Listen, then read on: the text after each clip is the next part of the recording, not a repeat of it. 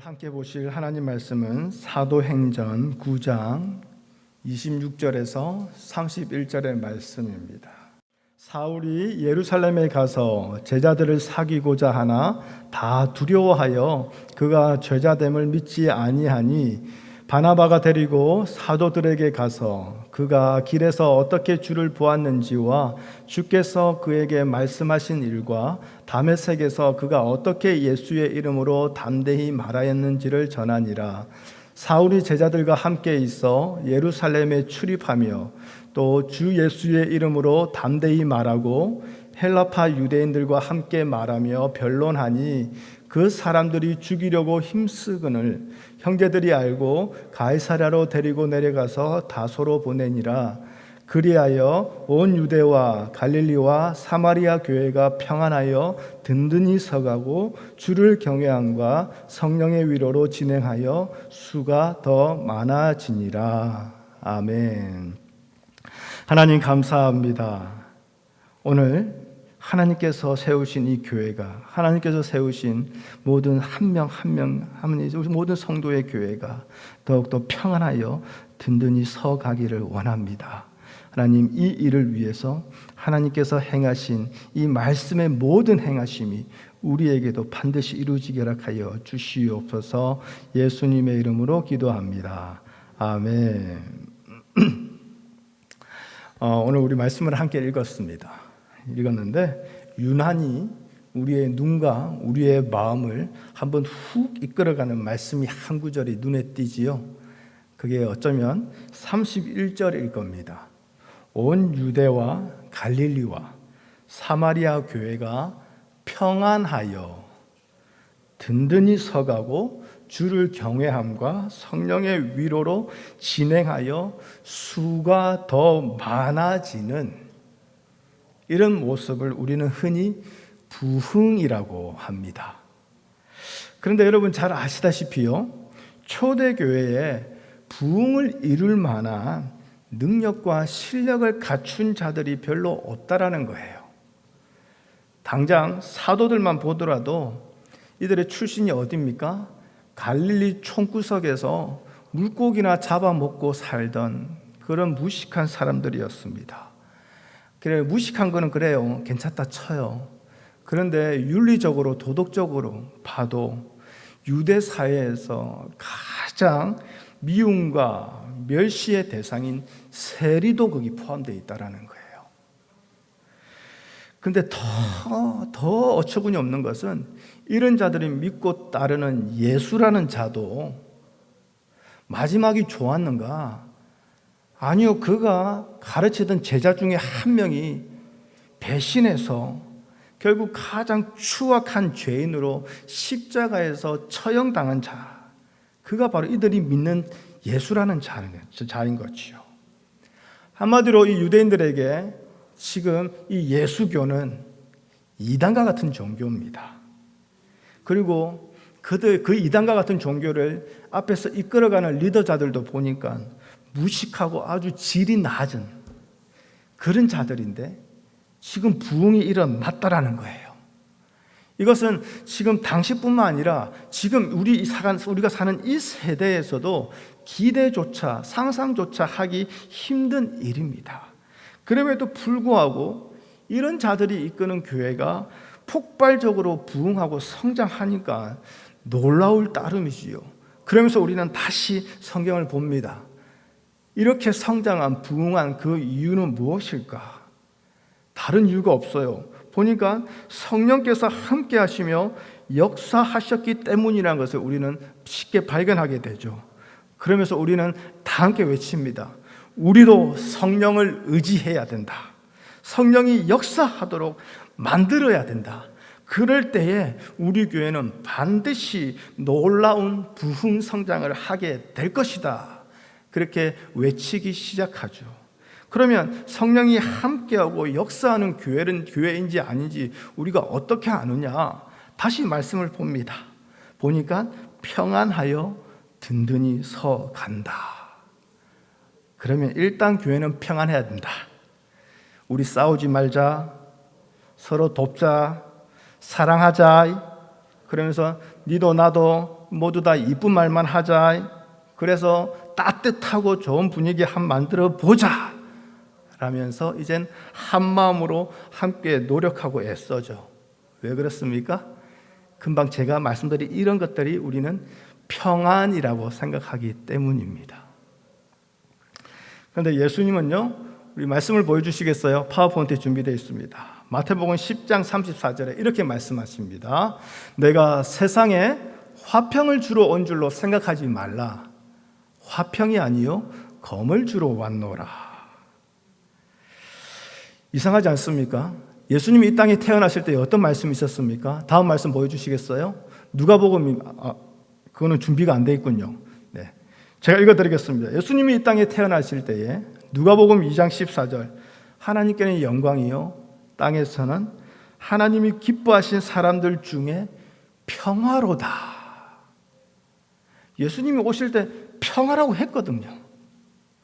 근데 예수님이 사역하면서 하시는 말씀은 뭐냐면 평안을 주러 온 게 아니라 검을 주러 왔다라고 합니다.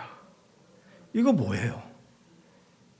예수님이 사역하다 보니까 사람들 꼬라지를 보고 열받으셔서 말을 바꾸신 걸까요? 마음을 바꾸신 걸까요? 이거는 여러분 예수님의 마음이 바뀌었거나 말씀이 바뀐 것이 아니라 우리가 이해하고 기대하는 평안이 성경이 말하는 평안과 다르기 때문에 그렇습니다. 자, 여러분 마태복음 10장 34절 여러분의 성경책을 한번 찾아보시겠어요? 마태복음 10장 34절입니다. 그리고 그 이후의 말씀을 우리가 눈으로 함께 보도록 하겠습니다. 자, 마태복음 10장 34절 거기서 예수님은 화평을 주러 오신 분이 아니라 검을 주러 오셨다고 말씀하시지요. 그리고 난 뒤에 그 다음 뭐라고 말씀하시냐면 사람이 그 아버지와 딸이 어머니와 며느리가 시어머니와 어떻게 해요? 잘 지내는 것이 아니라 불화하게 된다고 말씀하고 계십니다. 가족의 불화를 말씀하고 계시는 거예요. 물론 며느리와 시어머니의 갈등은 하나님도 못 푼다고 그렇게 말씀도 하시지만 그러나 이것은 아버지와 아들과 딸과 어머니 모든 가족의 관계를 말하고 있지 않습니까? 그리고 난 뒤에 그 다음 뭘 얘기하고 있습니까? 십자가를 지고 따를 것으로 말씀하시면서 평안이 아니라 고통을 말씀하시는 거예요. 39절에 결국 뭘까지 말씀하십니까? 생명 대신에 죽음까지 말씀하고 있다는 거예요. 참으로 이상하지 않습니까? 우리가 예수 믿어서 누리고 싶어 하는 형통, 축복, 은혜, 능력, 성공 그런 거는 하나도 없어요. 모두 겪고 싶지 않은 되도록이면 피하고 싶은 것들만 예수님은 다 말씀하신다라는 거예요. 그러니까 이런 말씀이 당황스럽고 불편합니다. 그렇지 않습니까? 그러니까 이런 말씀은 이해한 척하고 그냥 밀어내놓죠. 이때 잠시 예수님이 실수하셨을 거야라까지 생각은 안 하지만 이 말씀을 굳이 받아들이고 싶은 마음은 없는 거예요. 그러니까 읽었다 하고 넘어가는 거예요. 여러분, 이 예수님의 말씀이 이해되어져야만 오늘 사도행전에 기록된 교회가 평안하여 든든히 서 간다라는 말씀을 이해할 수 있게 돼요. 사도 바울은요, 로마서 14장 19절이죠. 그 다음 말씀 보여주시겠어요? 이렇게 말합니다. 시작. 그러므로 우리가 화평의 일과 서로 덕을 세우는 일을 힘쓰나니 예수 믿는 성도가 해야 될 일 중에 하나가 뭐라고요? 화평이라고 말하고 있습니다. 그렇죠? 그리고 난 뒤에 에베소서 2장 14절입니다. 시작. 그는 우리의 화평이신지라 둘로 하나를 만드사 원수된 것 곧 중간에 막힌 담을 자기 육체로 허시고. 여기서 그는 누구입니까? 예수님 말하는 거죠. 예수님을 화평으로 분명하게 말하고 있습니다. 그런데 왜 예수님은 당신을 스스로 말씀하시기를 화평이 아니라 검을 준다라고 말씀하실까요? 다시 말씀드립니다. 그 이유는 분명합니다. 예수님이 주시겠다라는 화평과 우리가 원하는 화평이 다르기 때문이에요. 세상이 원하는 화평, 우리가 생각하는 화평은 보통 다 사람의 관계에서 우리는 얘기를 합니다. 그렇죠? 교회가 평안하다, 교회가 화평하다, 무슨 말입니까? 성도끼리 사이가 좋다라는 거예요. 잘 지낸다라는 거예요.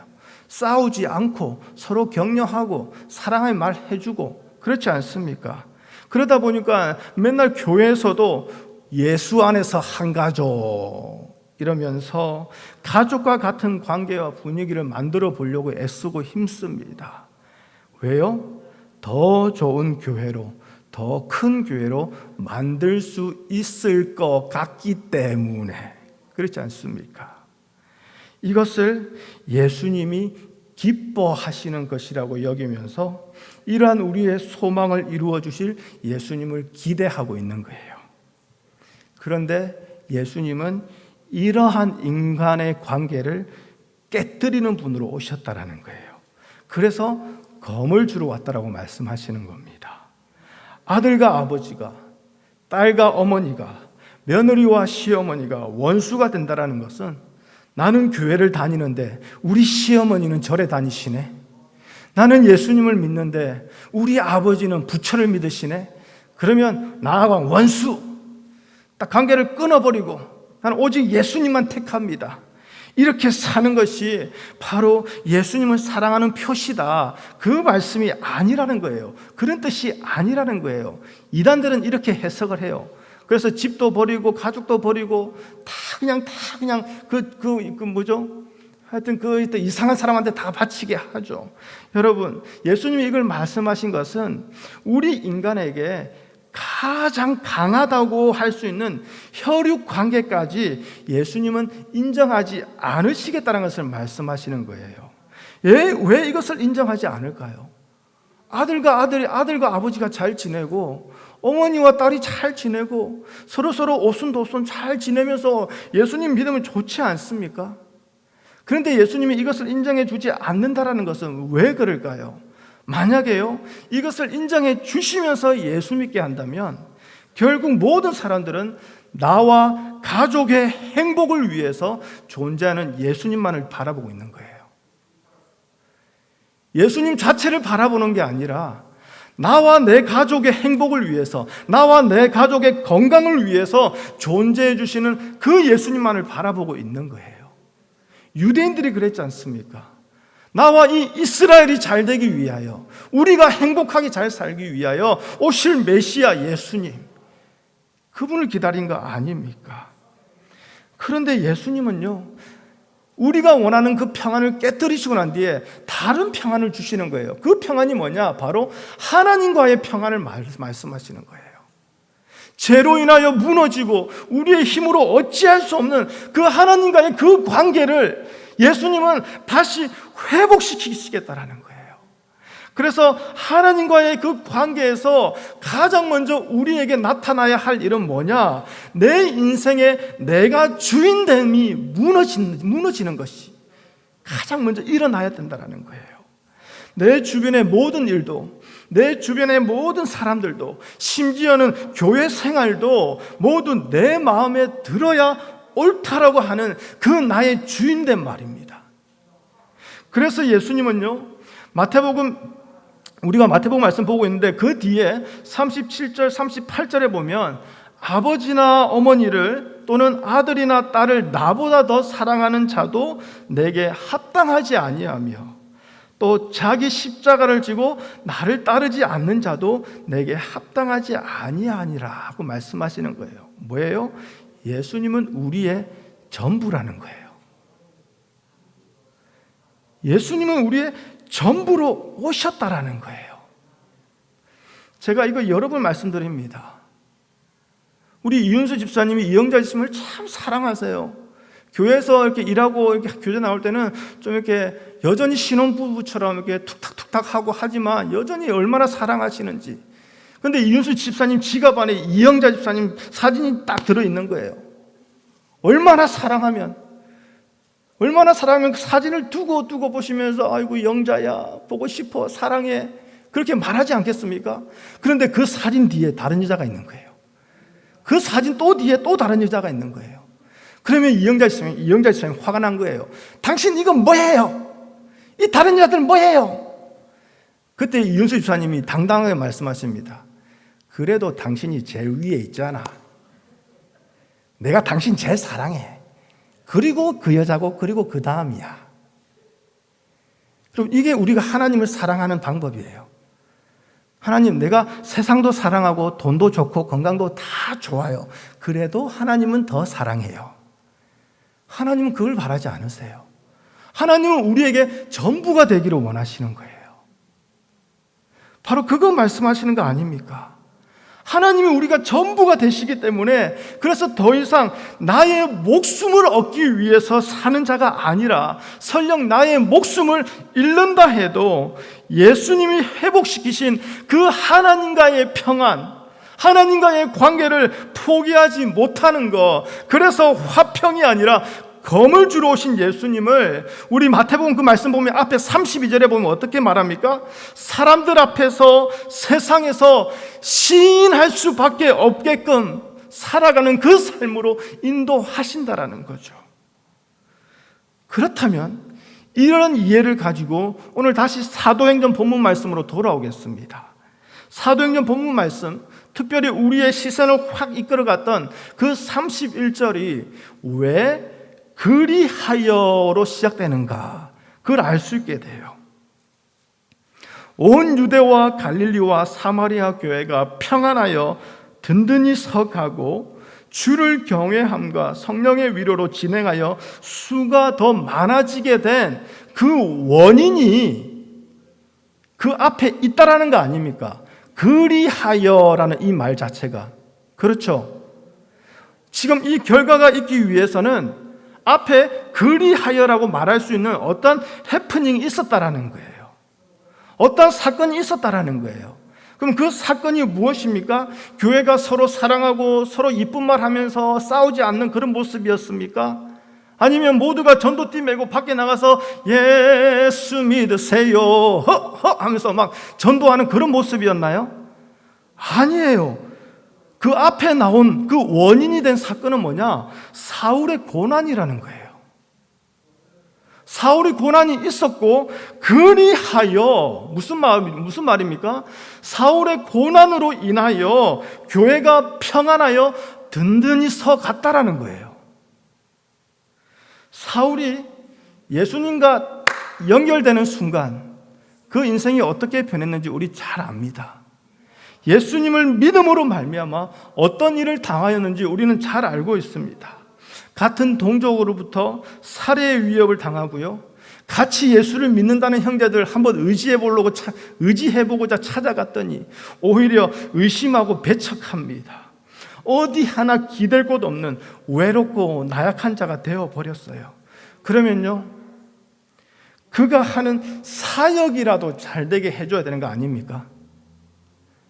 자기 인생 다 포기하고 하나님을 위해서 사역에 뛰어들었는데, 그러면 그 사역은 이제 막 승승장구하면서 하나님이 책임져 주심으로 말미암아 그 사역이 더욱더 건강하게 팽창하면서 커져야 되지 않겠습니까? 그런데 그렇지도 않아요. 다메섹에서 더 힘을 얻어 예수 그리스도라고 증언하였지만 죽이고자 하는 유대인들로 인해서 어떻게 합니까? 밤에 모양 빠지게 광주리 타고 도망가요. 그리고 예루살렘으로 좀 돌아왔다고 하죠. 예루살렘에 돌아온 게 약 3년 만에 돌아온 거예요. 그 3년 동안 어떻게 살았는지 우리 쉽게 상상할 수 있지 않겠습니까? 쫓기고 도망다니며 거지처럼 미친 사람처럼 여기저기 돌아다니며 살지 않았겠습니까? 그리고 3년 만에 예루살렘에 돌아와서 다시 예수의 이름을 말하지만 헬라파 유대인들도 이 사울을 죽이려고 힘쓰고 있습니다. 결국 어떻게 해요? 다소로 또 도망가게 돼요. 요즘 말로 하면 이런 거예요. 뜨겁게 예수님 만나. 그렇습니다. 주님, 나의 모든 인생을 주님께 다 드리겠습니다. 뜨거운 고백으로 다메섹에다가 교회를 개척한 거예요. 근데 그 교회가 세상의 핍박으로 인해서 망해버렸어요. 타격이 큽니다. 그런데 다시 한 번 더 기도하고 마음을 잘 다스려서 다시 한 번 더 믿음으로 이제는 예루살렘에 와서 또 교회를 개척했는데 그 교회도 또 망하는 거예요. 여러분, 인생 피곤하게 만들었으면 사역이라도 잘 되게 해주셔야 되는데 그렇지 않다라는 거예요. 죽음의 위기와 고난들, 그리고 하나님을 위해 힘썼던 그 사역도 다 무너졌는데, 근데 성경은 이 일들로 인하여 교회가 평안하여 든든히 서 갔다라는 거예요. 그리고 교회가 든든히 서 갔다라는 그 말 뒤에 주를 경외함과 성령의 위로로 진행하여 수가 더 많아지니라는 이 말씀이 같이 따라오고 있습니다. 이것은 주를 경외함과 성령의 위로로 살아가는 것이 곧 교회가 평안하여 든든히 서 가는 것과 연관이 있다라는 것이지요. 또 한 가지 더 생각할 것은 뭐냐면 주를 경외하고 성령의 위로로 진행했다라는 것, 이것 또한 사울이 당한 고난과 어려움을 배경으로 하고 있다라는 거예요. 다시 말합니다. 고난과 어려움에서도 주를 경외하고 성령의 위로로 살았고, 그것이 곧 교회로 하여금 평안하여 든든히 서가게 하였다라는 거죠. 이것을 화평이 아니라 검을 주러 오셨다라는 그 예수님의 말씀과 연결해서 한번 생각해 볼게요. 사울의 고난과 어려움은 그의 삶과 사역의 주인이 누구신가를 분명하게 세우시는 하나님의 일이었다라는 거예요. 사울이 예수님을 만나기 전까지는 그의 삶과 그의 신앙의 주인은 주님이 아니었지 않습니까? 그 누구보다도 열심이었던 사울 자신이었습니다. 그래서 자신의 열심으로 하나님과도 평안하게 잘 지낼 수 있다라고 여겼던 자예요. 자기의 열심으로 같은 브라더스, 우리 유대인들은 하나님의 백성이라는 우리 울타리 안에서 우리는 평안하게 잘 지낼 수 있다라고 여겼던 자입니다. 그러다 보니 구원도 사울 자신이 기준이었지 십자가의 도로 이루어지는 것을 용납하지 않았던 자 아닙니까? 그런데 그의 인생뿐만 아니라 사울 자신도 무너졌습니다. 순종함으로 사역에 힘썼는데도, 예수님을 전하고자 순종했는데도 그것도 실패한 거예요. 예수님은요, 나의 성공을 위해서, 나의 사역의 보람을 위해서, 또는 나의 행복과 평안을 위해서 오신 분이 아니기 때문이에요. 예수님은 하나님의 말씀의 성공을 위해서 오신 분이에요. 솔직히 믿음은요, 힘들고 어려울 때, 실패하고 넘어졌을 때 드러나게 됩니다.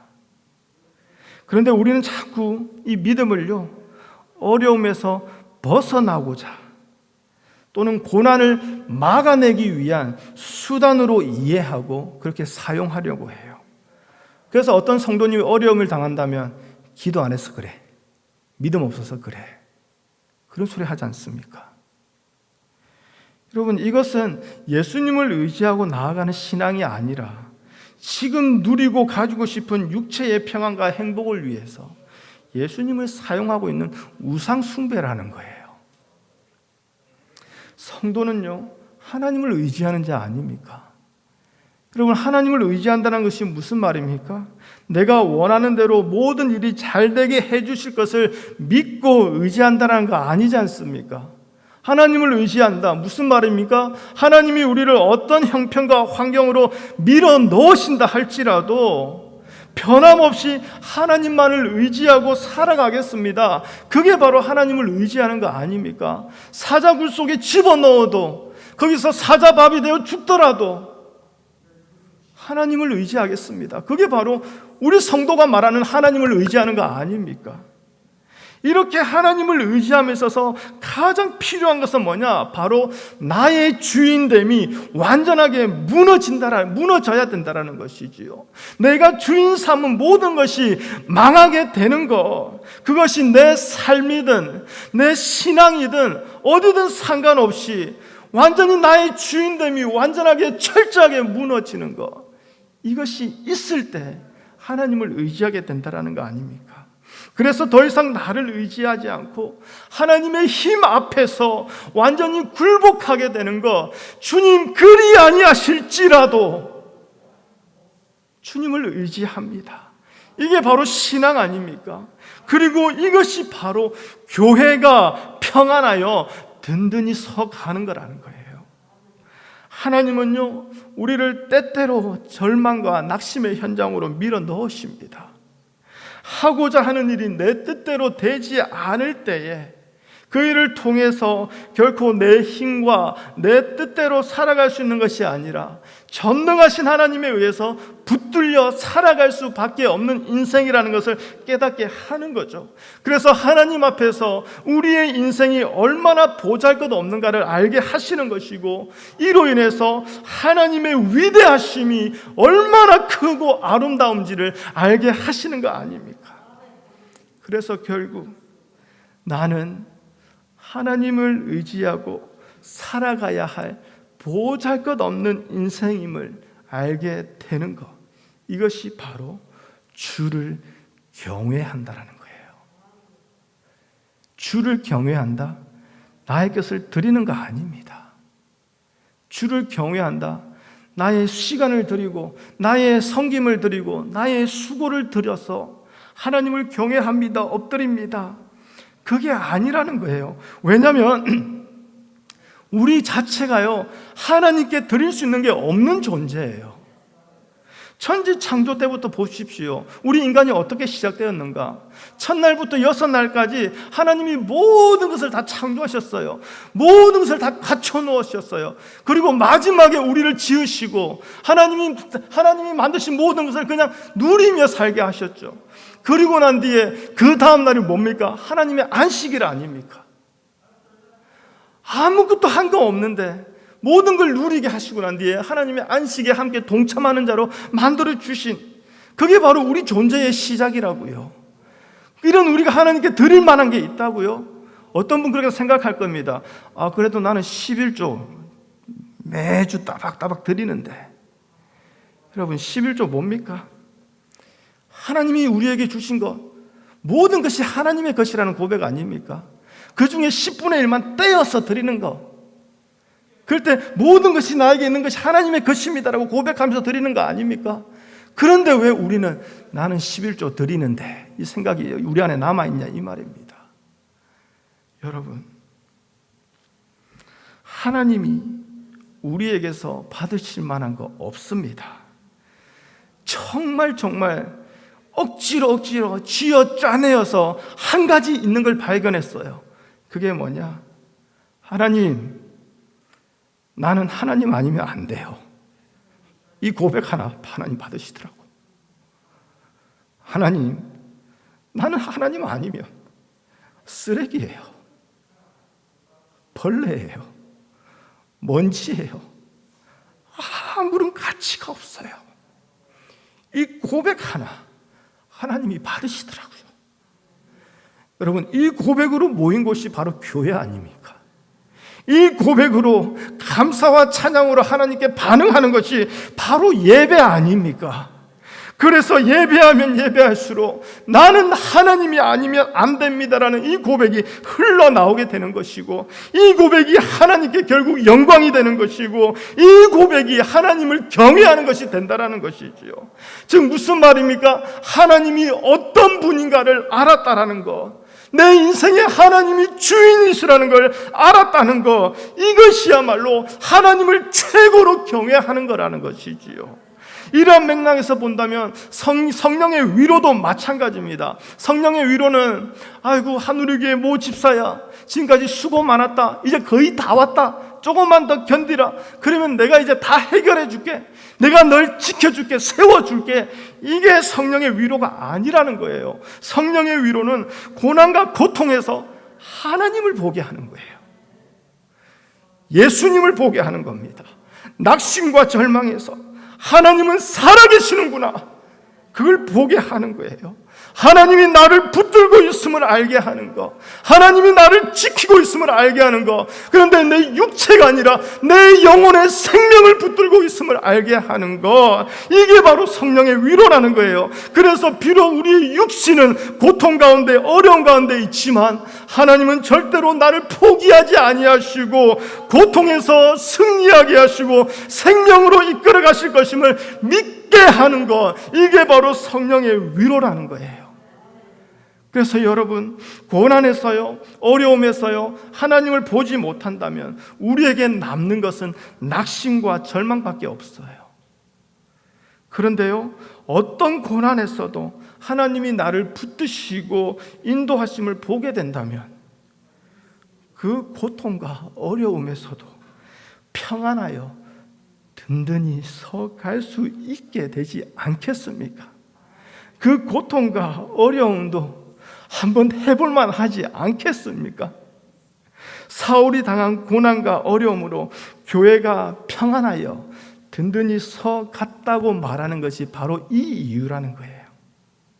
고난과 어려움에서 누가 인생의 주인인지를, 누가 교회의 주인인지를 주께서 드러내시는 그 하나님의 일하심이 우리에게는 어떻게 해요? 주를 경외함과 성령의 위로가 되었다라는 거예요. 지금까지 주인처럼 살아왔던 이 가짜가 아니라 진짜 주인이 주인으로 명확하게 드러나게 돼버리니 평안해지는 거예요. 근심 걱정 다 사라지는 거예요. 그렇다면 수가 늘어갔다라는 것도 단순히 교회 숫자가 많아졌다, 교회 부흥을 말하는 것이 아니라는 것을 알게 됩니다. 고난과 핍박에서도 하나님의 교회는 소멸되지 않는다라는 것을 말하는 거예요.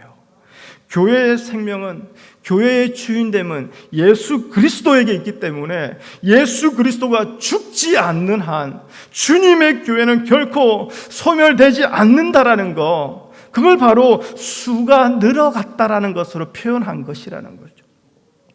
고난과 어려움을 좋아할 사람 아무도 없다라는 거 저 잘 압니다. 저도 싫어요. 가난도 싫고 아픈 것도 싫고 어려운 것도 싫어요. 모두가 다 고통이에요.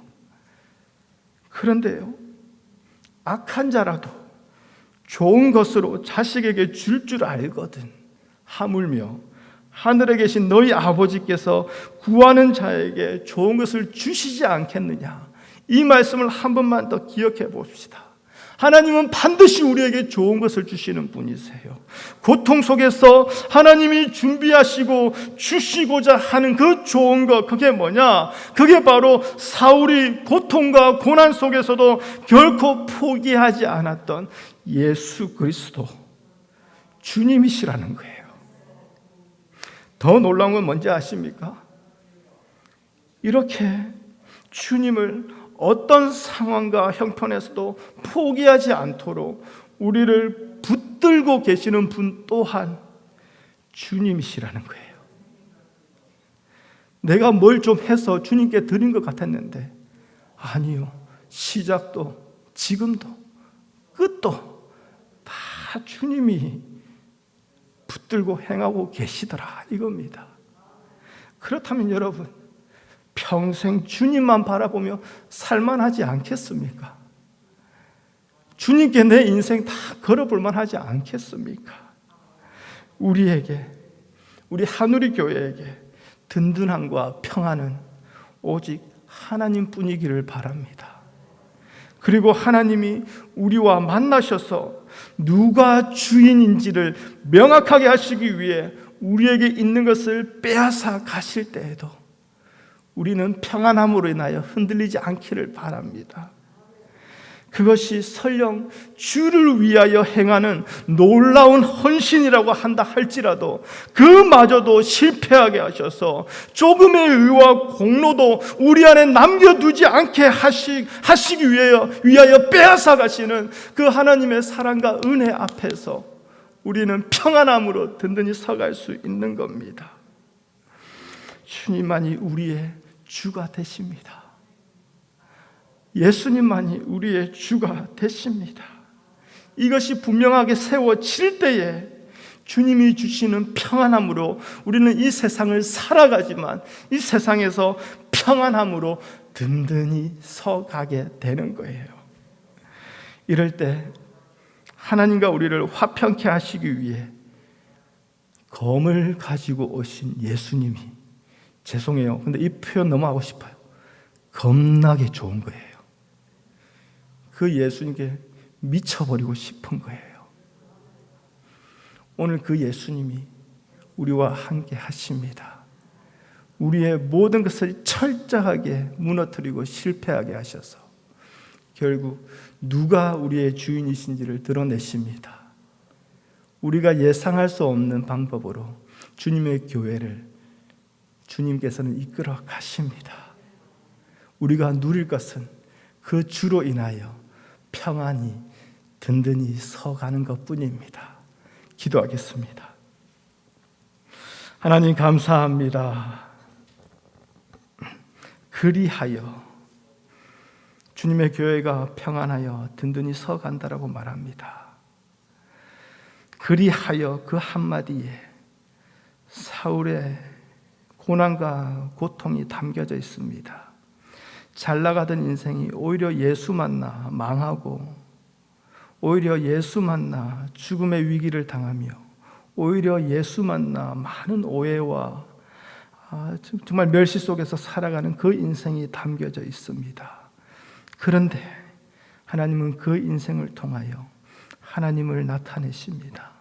하나님의 사랑과 은혜를 나타내십니다. 세상은 결코 누릴 수 없는 평안함을 우리에게 허락해 주십니다. 하나님, 우리의 모든 하늘교회 성도들 그 주님을 만나게 하시고 그 주님이 우리 안에 주인으로 분명하게 세워져 평안하여 든든히 서 나갈 수 있도록 주께서 축복하여 주시옵소서. 예수님의 이름으로 기도합니다. 아멘.